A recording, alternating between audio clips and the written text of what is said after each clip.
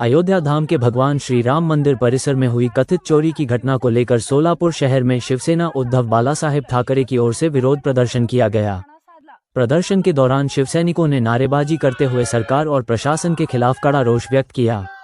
प्रदर्शनकारियों का आरोप था कि जब देश की आस्था के सबसे बड़े प्रतीक माने जाने वाले राम मंदिर की सुरक्षा में ही चूक हो रही है, तो आम जनता की सुरक्षा पर भी सवाल खड़े होते हैं। या गर्व से कहो आम्ही हिंदू आहे असं घोषणा देण्यात आलेलं आहे। काय ही वेळ आलेली आहे गर्व से कहो आम्ही?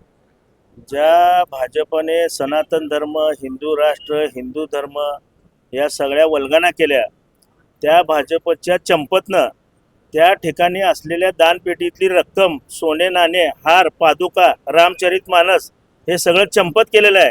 आणि ही सर्व मंडळी मोदी साहेबांनी नेमलेली आहेत, आम्ही कोणी नेमलेले नाही। तुम्ही प्रत्यक्ष शंकराचार्य जे हिंदू धर्माचे प्रतीक आहे त्यांना सुद्धा तुम्ही डावललं आणि तुम्ही बगल बच्चाला बसवलं।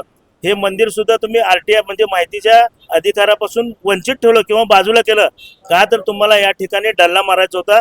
तुम्ही एक राम मंदिर सांभाळू शकत नाही, तुम्ही भारत काय सांभाळणार?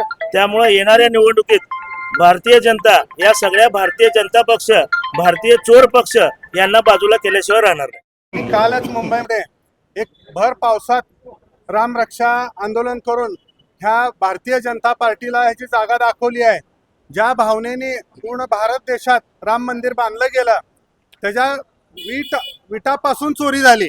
वीट त्या राजस्थानचा दीपक चव्हाण नावाच्या व्यक्तीने वीट मोफत देतो म्हणला, तेच वीट 5 पट रकमेने घेण्याचं महापाप हे भारतीय जनता पार्टीने सपोर्ट केलेले लोक त्यांनीच निवडलेले होते। तशा लोकांनी निवड करून आणि तिथला पुजारी असेल, पूर्णच प्रशासन हा भ्रष्टाचार आहे, चोऱ्या करते। सोने असू द्या, काही अर्पण आपण करतो, आमची शिवसेनेने अर्पण केलेली वीट सहित तिथं उपस्थित नाही।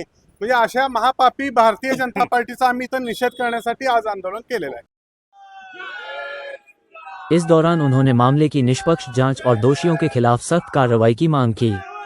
सोलापुर से ज्येष्ठ पत्रकार शाहजहां अता की रिपोर्ट।